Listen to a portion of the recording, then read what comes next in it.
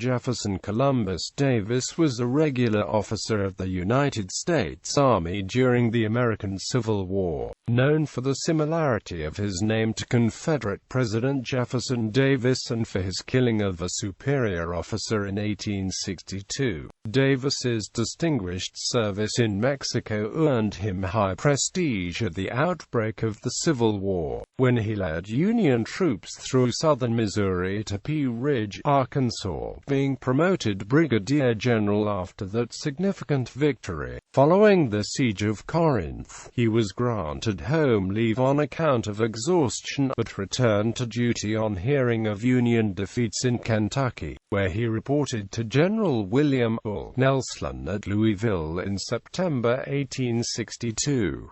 Nelson was dissatisfied with his performance, and insulted him in front of witnesses. A few days later, Davis demanded an apology, but the two officers came to blows, and Davis mortally wounded the unarmed Nelson with a pistol. Davis's avoided conviction due to the shortage of experienced commanders in the Union Army, but the incident hampered his chances for promotion. He would serve as a corps commander under William Tecumseh Sherman during his march to the sea in 1864. After the war, Davis was the first commander of the Department of Alaska from 1867 to 1870, and assumed field command during the Modoc War of 1872 to 1873.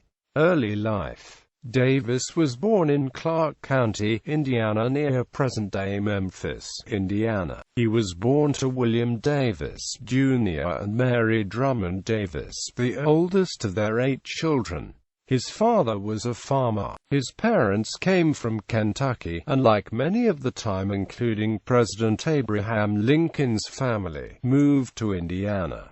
Early military career. When Jefferson Davis was 19 years old, in June 1827, he joined the 3rd Indiana Volunteers. He enlisted as a soldier during the Mexican-American War. Through the war, he received promotions through the rank of sergeant. He received a commission as a 2nd lieutenant in the 1st U.S. Artillery in June 1848. He received this promotion for bravery at Buena Vista. He joined the 1st Artillery in October 1848 at Fort McHenry, outside of Baltimore, Maryland. Later he moved south to Fort Washington, Maryland, just outside Washington, D.C., and again to the coast of Mississippi. He was promoted again to 1st lieutenant in February 1852, being transferred to Florida in 1853 and on to Fortress Monroe in Virginia. In 1857, he was stationed again in Fort McHenry, moving to Florida in 1858. In the summer of 1858, he received a transfer to Fort Moultrie, South Carolina. Fort Moultrie was located near Fort Sumter in Charleston, South Carolina. He would remain in South Carolina until Fort Sumter was evacuated at the beginning of the Civil War in 1861.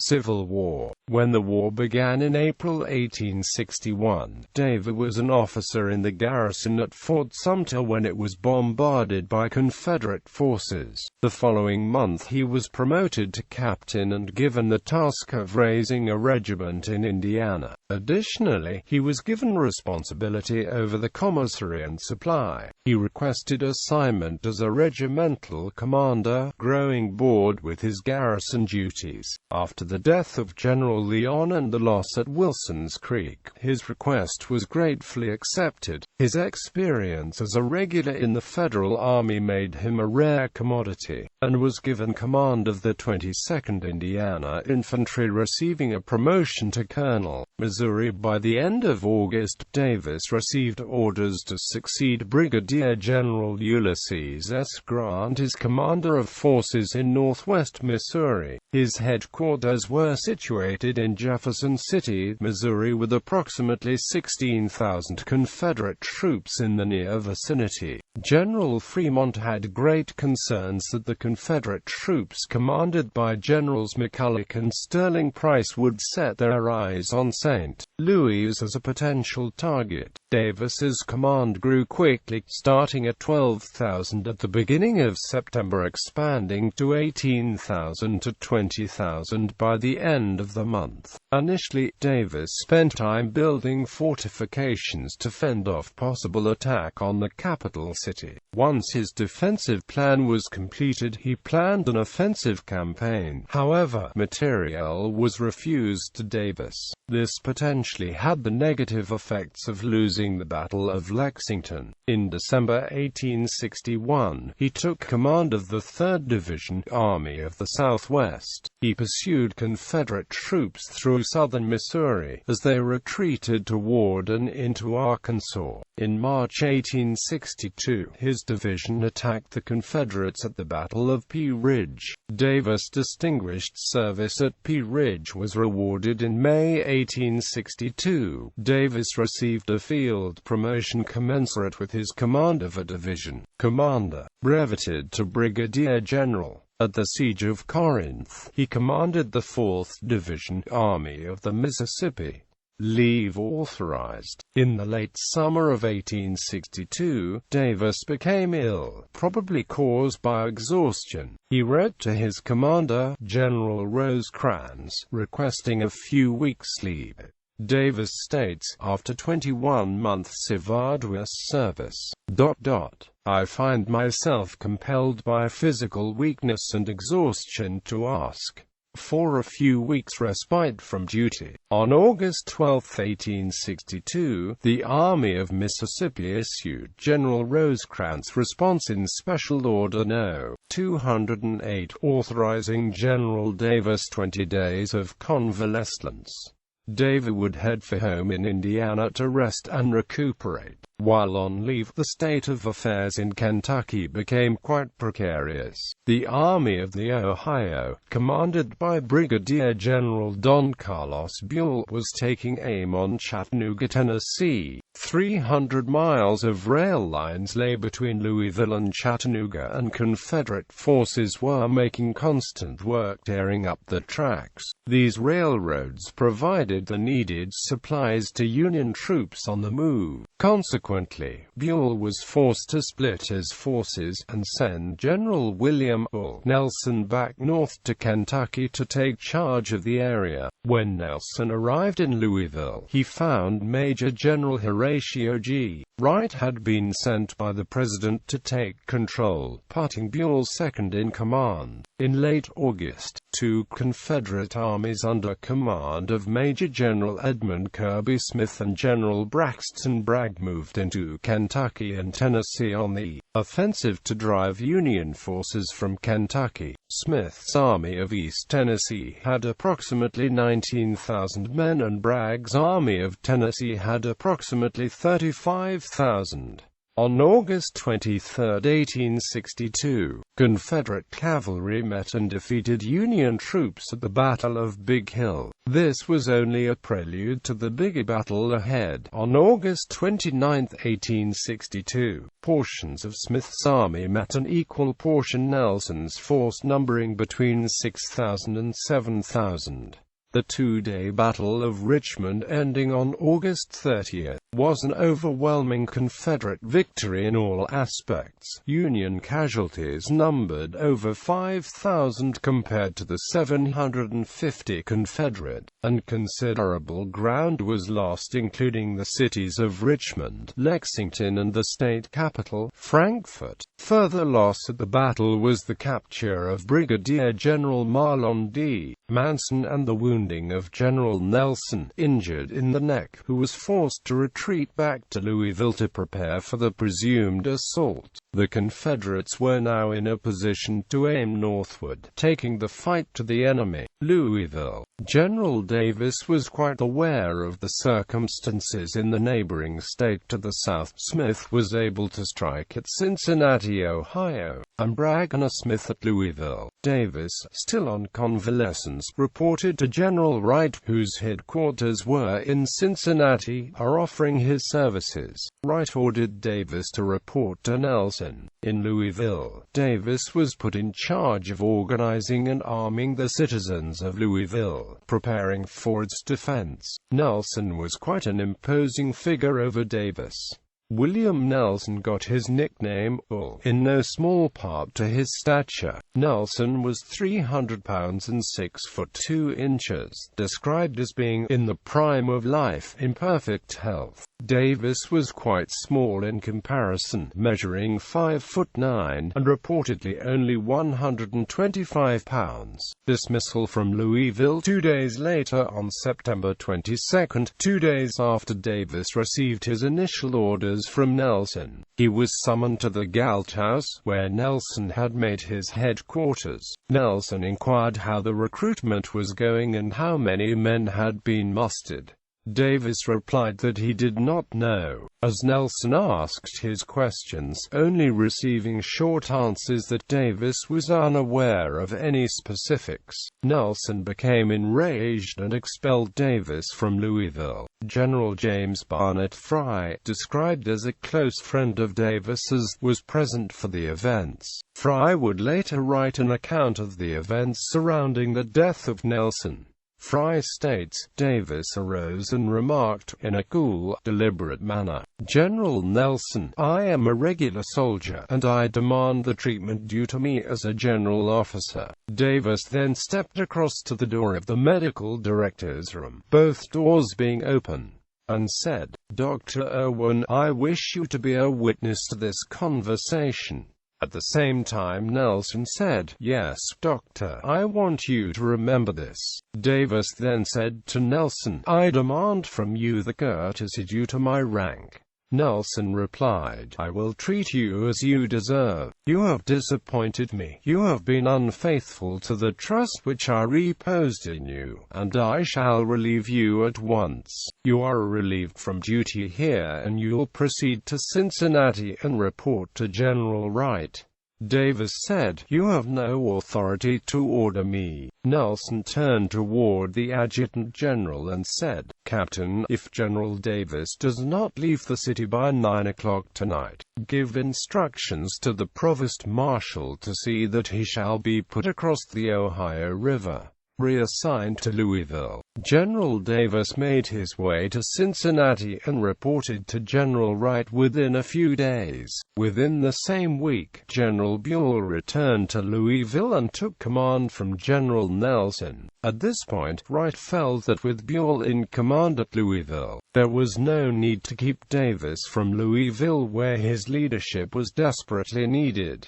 Wright sent Davis back to Louisville. Davis arrived in Louisville in the afternoon on Sunday, September 28, and reported to the Galt House early the next morning at breakfast time. The Galt House continued to serve as the command's headquarters for both Buell and Nelson. This, like most mornings, was the meeting place for many of the most prominent military and civil leaders. When Davis arrived and looked around the room, he saw many a familiar face, and joined Oliver P. Morton, Indiana's governor, killing of General William Bull Nelson. A short time later, General Nelson entered the hotel and went to the front desk. Davis approached Nelson, asking for an apology for the offense Nelson had previously made. Nelson dismissed Davis, saying, "Go away, you damned puppy. I don't want anything to do with you." Davis took in his hand a registration card, and while he confronted Nelson, took his anger out on the card, first gripping it, then wadding it up into a small ball. He took the small ball and flipped it into Nelson's face. Nelson stepped forward and slapped Davis with the back of his hand in the face. Nelson then looked at the governor and asked, "Did you come here, sir, to see me insulted?" Morton said, "No, sir," at which point Nelson turned and left for his room. This set the events in motion. General Davis asked a friend from the Mexican-American War if he had a pistol, which he did not. He then asked another friend, Thomas W. Gibson, from whom he did get a pistol. Straight away, Davis went down the corridor towards Nelson's office, where he was now standing. He aimed the pistol at Nelson, and fired.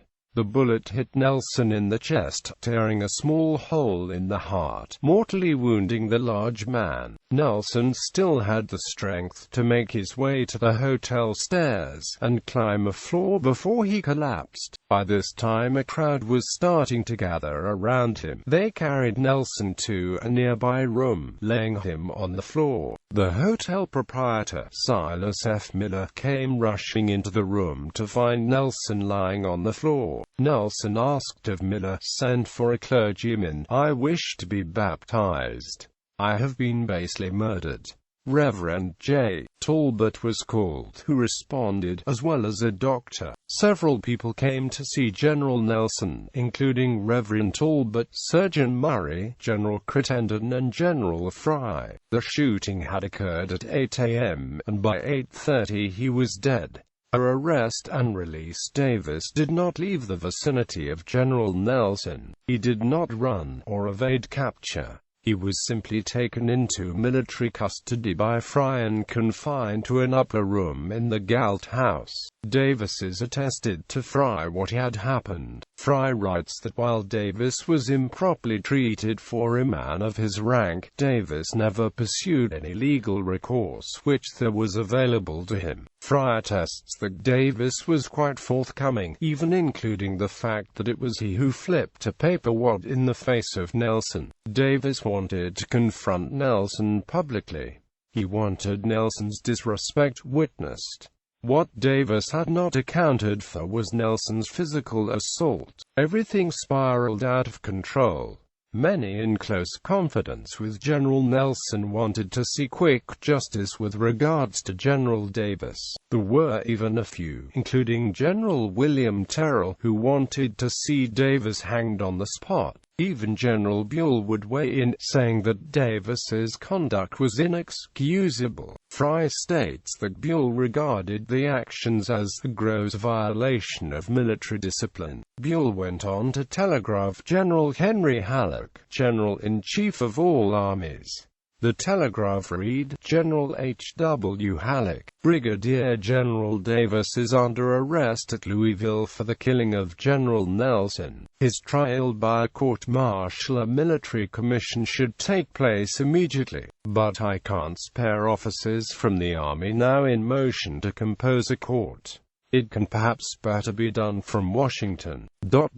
D.C. Buell, Major General. It would be Major General Horatio G. Wright who would come to his aid, securing his release and return him back to duty. He avoided conviction for the murder because there was a need for experienced field commanders in the Union Army." Fry states in his Journal of Wright's comments, "Davis appealed to me, and I notified him that he should no longer consider himself in arrest. I was satisfied that Davis acted purely on the defensive in the unfortunate affair, and I presumed that Buell held very similar views, as he took no action in the matter after placing him in arrest." Davis was released from custody on October 13, 1862. Military regulations required charges to be formally made against the accused within 45 days of the arrest. The charges never came, in no small part due to the actions occurring all around the occasion, as Buell was to begin a new campaign in Kentucky within 5 days of the murder. Aftermath. There was no trial nor any significant confinement, as it would appear that Davis was staying at the Galt House without guard. Based partly on Wright's statement, Davis simply walked away, returning to duty as if nothing had ever happened. The Western Campaign. Davis was a capable commander, but because of the murder of General Nelson, he never received a full promotion higher than Brigadier General of Volunteers. He did, however, receive a brevet promotion to Major General of Volunteers on August 8, 1864, and was appointed commanding officer of the 14th Corps during the Atlanta Campaign, a post he retained until the end of the war. He received a brevet promotion to Brigadier General in the regular army on March 20, 1865. During the March to the Sea, his actions during the Ebenezer Creek passing and his ruthlessness toward the freed slaves have caused his legacy to be clouded in continued controversy. As Sherman's army proceeded towards Savannah, Georgia, on December 9, 1864, Davis ordered a pontoon bridge removed before the African-American refugees following his corps could cross the creek. Several hundred were captured by the Confederate cavalry and drowned in the creek, attempting to escape. Post-bellum career, Department of Alaska. After the Civil War, Davis continued service with the Army, becoming colonel of the 23rd Infantry Regiment in July 1866. He was the first commander of the Department of Alaska, establishing a fort at Sitka on October 29, 1867. From March 18, 1868, to June 1, 1870. During this time he ordered Russian residents of Sitka, Alaska to leave their homes, as he maintained that they were needed for Americans. Post-Alaska, Davis gained fame when he assumed command of the U.S. forces in California and Oregon during the Modoc War of 1872 to 1873, after General Edward Canby and Rev. Eleazar Thomas had been assassinated during peace talks. His presence in the field restored the confidence of the soldiers after the recent setbacks against the Modoc. Davis's campaign resulted in the Battle of Dry Lake and the eventual surrender of notable leaders such as Hooker Jim and Captain Jack. During the 1877 St. Louis general strike, Davis arrived in St. Louis, commanding 300 men and 2 Gatling guns, to crush the strikers who controlled the city for several days. Davis died in Chicago, Illinois on November 30, 1879. He is buried in Crown Hill Cemetery, Indianapolis, Indiana.